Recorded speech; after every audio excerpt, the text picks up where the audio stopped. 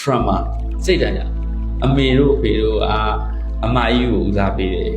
အမကြီးကသူ့ရန်သူဖြစ်သွားစိတ်ထဲကရန်သူဖြစ်သွားကြီးတော့အိမ်မောင်တော့အမွေလူကြရောခင်ဗျာသမီးခိုင်ပေါ့ဗျာကျုပ်ငယ်တော့တယ်ခင်ဗျာဘာဆောင်းလျှောက်ခဲ့တယ်ဟောအဲ့လိုပြောတယ်အမလေးရင်နာလိုက်တာဟဲ့သူရင်နာမဟုတ်ဘူးအကုန်လုံးပါးရတာတွေကသူပိတ်ချကြိုက်တယ်လို့ချနော်ကိုလုတ်ခဲ့တဲ့ဒုက္ခပဲအဲ့ဒါပါသားသမီးတွေကိုဆက်ဆံတဲ့နေရာမှာတောင်းမလဲမှန်ကန်မဆက်ဆံတဲ့တော့ခွဲခြားဆက်ဆံတဲ့အဓိပ္ပာယ်ရောက် discrimination သားလေးကတယောက်တည်းမို့သားလေးကိုတခါလေလူသမျှအကုန်ပေးသမီးတွေကြပြစ်ထားနော်သမီးတွေကဗယံမတာနေထိုင်သားတော့မသိဘူးနောက်တော့သမီးတွေကဒုက္ခတွေရောက်လာတဲ့အခါညီတို့ဘယ်လိုလုပ်လဲဖြေမိပါတယ်နော်အဲ့ဒါဘယ်လိုထိမ့်သိမ့်မသက်လို့လဲဒါကြောင့်လောကနိတိတွေကဒါကိုပြောတာဩဟုတ်လားအမိဟာ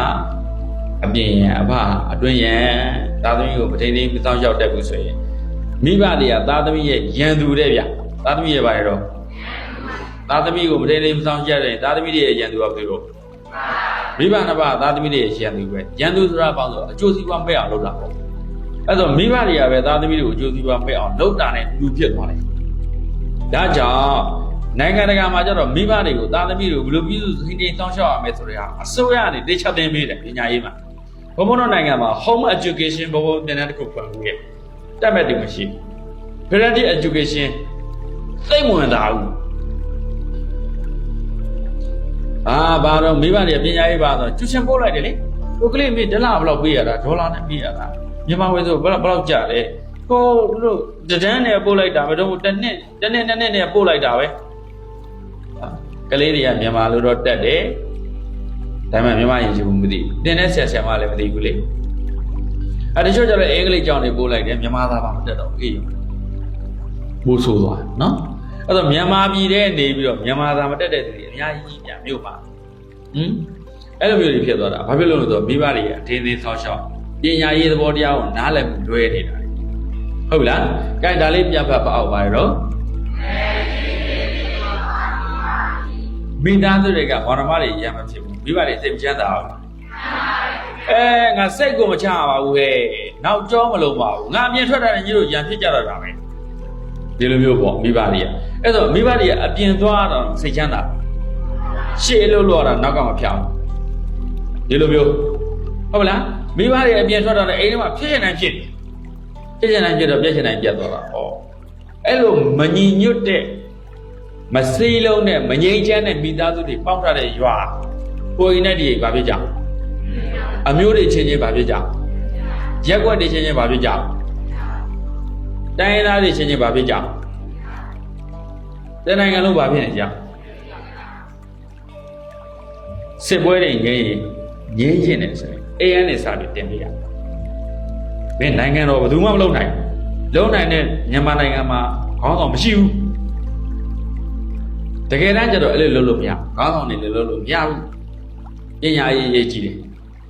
မိဘတွေကပါဒီအမြင်တွေပြောင်းပေးဖို့လိုတယ်ဘုံဘုံတစ်ကတရားပွဲတွေဘောနောက်ပိုင်းမှာနိဗ္ဗာန်ရောက်ကြောင်းဆိုတာခဏထားနိဗ္ဗာန်ရောက်ကြောင်းလာရင်လာရိတ်တာလာရင်လာခဲ့ဘုံတရားသကန်းတွေရှိတယ်အဲ့ဒီခါမျိုးတွေနိဗ္ဗာန်ရောက်ကြောင်းတွေပြောတယ်ကျန်တဲ့ချိန်ကတော့အပြင်တရားပွဲတွေတော့သားသမီးတွေကိုမိဘတွေကိုလို့ထိန်ကြောင်းမလဲအဲ့ဒါတွေနဲ့ပတ်သက်တဲ့ပညာရေးစနစ်တွေကိုပဲဘုံဟောတယ်အဲ့ဒါပဲဟောချင်တော့တယ်ဘာဖြစ်လို့ဆိုတော့အိမ်ဒီမှာမိဘတွေအဲ့လိုမျိုးသားသမီးတွေကိုမကင်တွယ်မထိန်းသိမ်းစောင့်ရှောက်တတ်တဲ့အခါအများကြီးတိုင်းပြည်တွေနစ်နာဆုံးရှုံးတာနေမြောက်သွားဘူးလားဒါကြောင့်မိသားစုညီညွတ်တဲ့မိသားစုငြိမ်းချမ်းတဲ့မိသားစုကိုတာဝန်ကိုယူတတ်တဲ့မိသားစုဖြစ်ဘုံဘုံက၄တန်းလောက်နေရတော့မှာအဖေတို့ကအမေတို့ကထမ်းတက်တဲ့ကအဖေထမ်းတက်တော့နောက်ကနေတော့ဟိုကောက်လိုက်နော်အဲ့ဒါတော့သွားတယ်ဆိုရင်ကြောင်းသွားတယ်ဆိုရင်ကြောင်းသွားတဲ့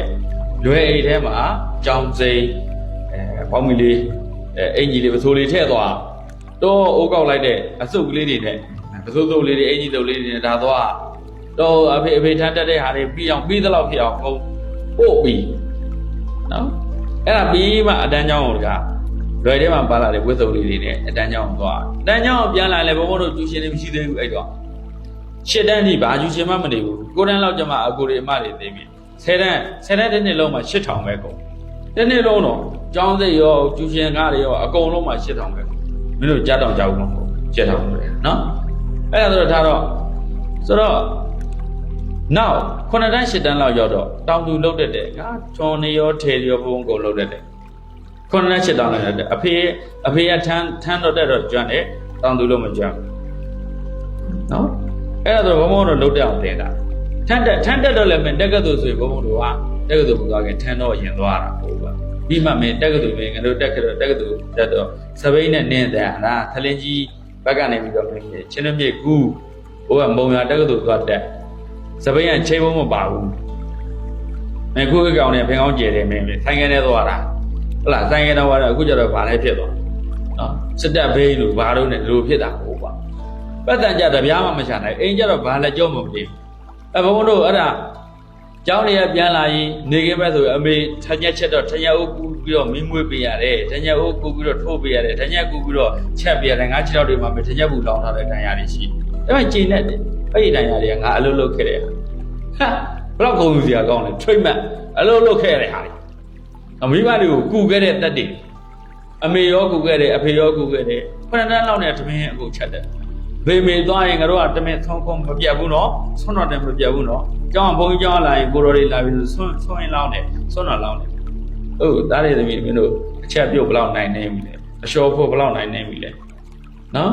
အဖေကထမ်းတက်တော့ညဆိုရင်ရင်းတောင်ကိုနော်လျှော်ချလျှော်သက်အကုန်လုံးကူပေးခဲ့တယ်အိမ်ထဲမှာမင်းအိမ်ဝင်းကြီးကအကျေးဆိုတော့မင်းအသီးပင်တွေကိုစိုက်အခရမ်းတွေရောဂေါ်ဘီတွေရောပန်းဆိုလဲအမေဖျားပန်းတော့မေမျိုးပန်းတွေပါအကုန်စိုက်အပေါက်ပြားလေးတစ်ချက်နဲ့အားမနေတို့စူးစမ်းခဲ့တာပြောတာကျင်းနဲ့တယ်ကိုကျင်းနဲ့တယ်အခု40ရှိပြီအမေလည်းပြောတယ်တခါမှနော်ဒုက္ခမပေးခဲ့ဘူးသူတို့နော်မိဘတွေလည်းဘုန်းတို့စဉ်းစားလိုက်တဲ့အမြဲတမ်းကျင်းနဲ့ဘုန်းကတော့မိဘတွေကိုလည်းအလုတ်ခိုင်းခဲ့လို့ကျင်းနဲ့ကျေးဇူးတင်ကိုတောင်ကိုယူတဲ့အောင်သင်ပေးခဲ့တဲ့မိဘတွေကျေးဇူးတင်အခုကျတော့မိဘတွေကကိုတောင်ကိုယူတဲ့အောင်မသင်ဘူးအကုန်လုံး ready made လုပ်ပေးလိုက်တော့သားသမီးကြီးကအတော့မကျတဲ့သားသမီးသူတို့ရဲ့အသက်အရွယ်လိုက်အသုံးချတဲ့အောင်နေတဲ့ထိုင်တဲ့အောင်တာဝန်ယူတဲ့အောင်သင်မပေးတဲ့ကအသုံးမကျတဲ့သားသမီးသူတို့အသုံးကျတဲ့သူပါမှာပါဟုတ်လားမပါဘူးလို့ပြောတာဘုံပြောတာမင်းတို့သဘောပေါက်လားအသုံးကျတဲ့သားသမီးဖြစ်ဖို့အရေးကြီးတယ်ရှက်เสียမရှိဘူးအလို့ဟူရမြဂုံရှိသွားအေးအလို့ကနေနေလို့မြင်လို့မရှိဘူးအလုံးမလုပ်တဲ့သူကမှရှက်เสียကောင်းခြေတန်းဖြီးပြီးတော့လည်းအလုံးမလုပ်တက္ကသိုလ်တက်တော့လည်းအလုံးမလုပ်အခုလည်းနိုင်ငံခြားသွားမယ်မင်းနိုင်ငံခြားသွားပြီးတော့မင်းအလုပ်တွေလုပ်တယ်နော်နိုင်ငံခြားပြန်လာမင်းတို့အလုပ်လုပ်မှာပေါ့အရင်ကအကျင့်တွေပြန်ပါလာအဲ့ဒါမျိုးမလုပ်ကြပါနဲ့ဟုတ်လားအေးအဲ့ဒါတော့ဒီမှာဖတ်ကြည့်အောင်ပါတော့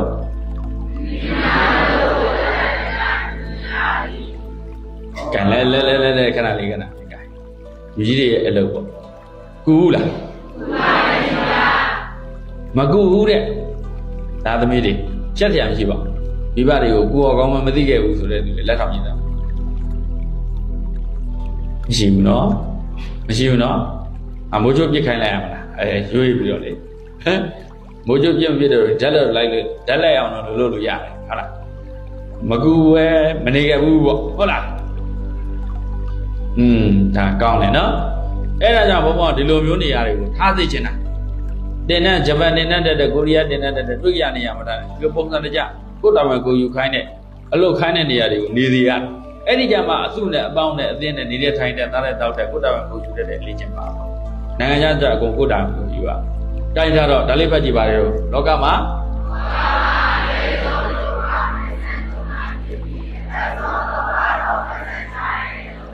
မင်းတို့ဘယ်ဘက်ကနေခဲ့တာသုံးခဲ့တဲ့ဘက်ကနေခဲ့တာရှာတဲ့ဘက်ကနေခဲ့တာထွက်ပြီးကြုံခမ်းပြီးရှာလိုက်ကြအောင်ဟေးနော်ထွက်ကြုံခမ်းပြီးရှာလိုက်ကြအောင်ပါအဲ့ဒီကြပတ်သက်တယ်ဘုမင်းတို့သိလာတယ်ဟောဖေတို့အမေတို့ခက်ခဲရှာခဲ့ရတာဟုတ်ငါတို့ထင်တယ်လို့သုံးခဲ့တာတန်ဖိုးမဲ့သုံးခဲ့တာဖြုံးပစ်ခဲ့တာလေမိဘတွေသူများစီရဲ့ပတ်သက်ရှာချီဟိုလေးပေါင်းဓာတ်လေးပေါင်းမျက်နှာငယ်လေးနဲ့မင်းတို့ပညာသင်နိုင်ဖို့အလင်းမမီတော့အောင်မိဘတွေစူးစမ်းခဲ့ရအဖေလုပ်တဲ့သူအမေလုပ်အသက်ကုန်စူးစမ်းခဲ့ရခေတ်ကာလကြီးကမကောင်းတော့ပိုးပြီးခက်ခဲကြက်တဲ့အခုမင်းတို့နိုင်ငံခြားသွားဖို့ဆိုသိရာနဲ့ချီကုန်အောင်ပါသူတို့ဘယ်လိုရှာကြမလဲမသိဘူးဒါပေမဲ့မင်းတို့ကပတ်စံလေးနှစ်ပဲသပြားရှာလဲရှာနိုင်အောင်ပြီးတော့ခဏတို့လိုသုံးနေကြဟမ်